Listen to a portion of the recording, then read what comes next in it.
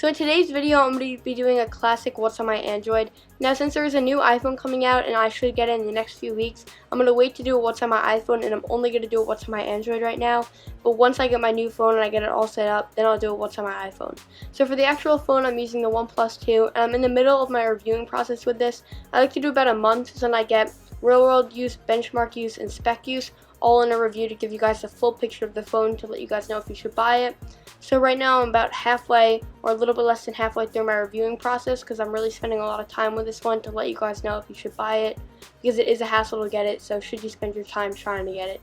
With that said, let's get into what's on the actual device. So on the back right now, I'm rocking the sandstone black back cover. I also have the rosewood color, but I like the sandstone black color because it isn't as bulky and it doesn't add as much weight as the rosewood.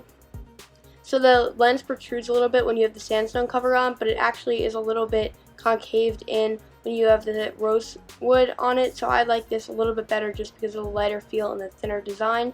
With that said, let's go on to what applications I have on the device.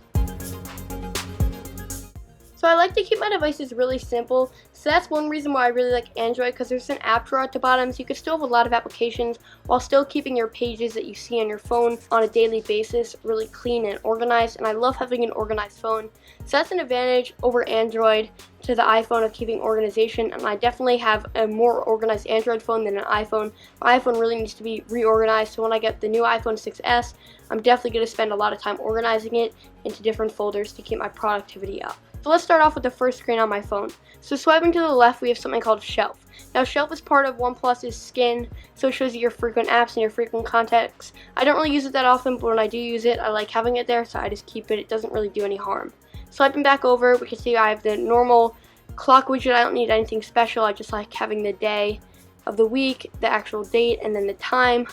I really do not need anything more than that, so I love the stock clock widget. It just looks really nice, and it blends in really nicely with my background. Speaking of my background, it is a Facet by Justin Maller from the Facets app. I would definitely recommend spending 99 cents to get the app. There's a ton of great artwork on there, and it makes great backgrounds, but it also just makes great overall artwork. Going from left to right, let's start out with the Twitter over here. So we have Phoenix, which I use on a daily basis for my Twitter client. That's all I really use now. Before the OnePlus got an update, it actually wasn't running Phoenix properly and it would constantly crash. I had to use the stock Twitter app, so I just keep that there. It doesn't really do any harm, and if the Phoenix app ever stops working, I just go right back over to the stock Twitter app, but I definitely would recommend spending the $4 on Phoenix. Right next to that, I have the stock Gmail app. I really like the aesthetics of the Gmail app, and I have gone from Inbox to Gmail, and I always find myself going back to Gmail. I've used other Gmail clients, but I really just like the stock Gmail app. Now I have the settings over here. Now I know that you can get the settings by just going right here at the top once you swipe down. I just like having it on my home screen. Really personal preference, doesn't really matter. Then I have a search assistant called Hound, and a lot of you guys have probably seen Hound already, but it's basically Google Now but with a little bit more functionality, so you can ask it a lot of questions from different hotels to how much your mortgage rate would be over a certain amount of years with a certain amount of interest, and you can ask it the weather, play songs, call people, go to your address book. You can ask it a lot of things like Google Now, but with a few more features that Google Now does not have. And on the OnePlus 2, if you hold down here, you can switch from Google Now to Hound instead. So if you guys are interested in finding more about Hound, leave a like on this video and leave me a comment down below to let me know that I should make a video on Hound. Now the next thing over is just all my Google apps. I keep these on my home screen because I use a lot of them on a daily basis. Then I have the Google Calendar app, but I do have a widget on my next page that I'll show you guys in a second, but I use this sometimes just to put events down. Then right next to the calendar, I have video services, and that consists of YouTube and Netflix, and I use both these on a daily basis, so it's really convenient having them on my home screen. Right next to that, I have the Play Store. Obviously, I use that a lot, so I keep that on my home screen. Flipping over to the next page, we have the Today calendar widget, which is by far the best calendar widget right now on the market. Even though it's a little bit pricey at about $4, definitely is worth it, and you can change the transparency so it's 100%. You can't see through it, or you can make it completely transparent, and that's how I keep it right now, and it looks really good with the background. Underneath that, I have Pocket. I just use this to save quick articles and quick notes that I want to save if I want to bookmark something to read later, if I don't have time to read at the moment. The next thing up, I have Alphabear, and Alphabear is basically just a word game, and I use this when I have an extra free second. I play this. It's a little bit addicting. Basically, the game is you create words, and the bear gets bigger and bigger as you keep creating words.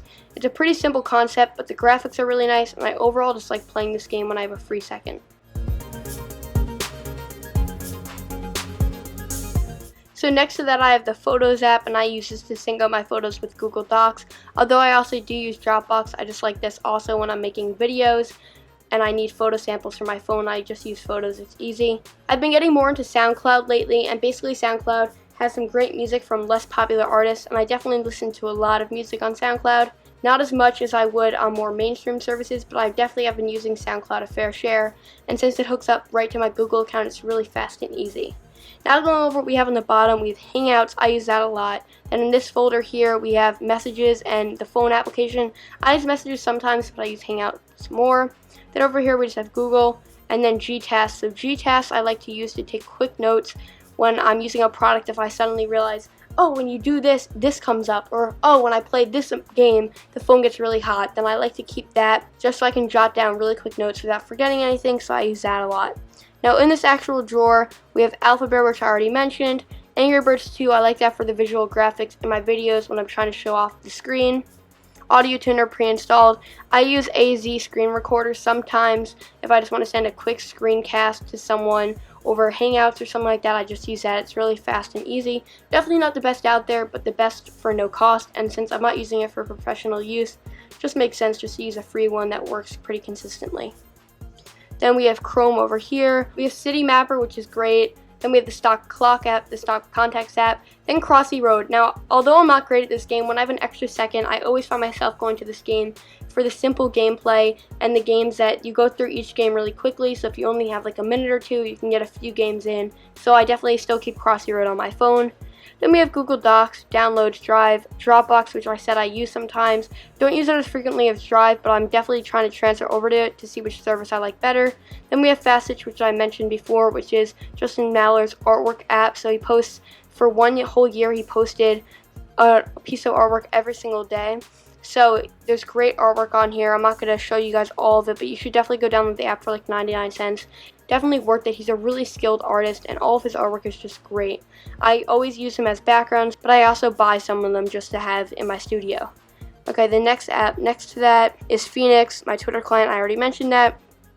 Geekbench 3, for some of you guys that likes the benchmarks, I'd like to include those also to give you guys a sense of where it lands in between different phones.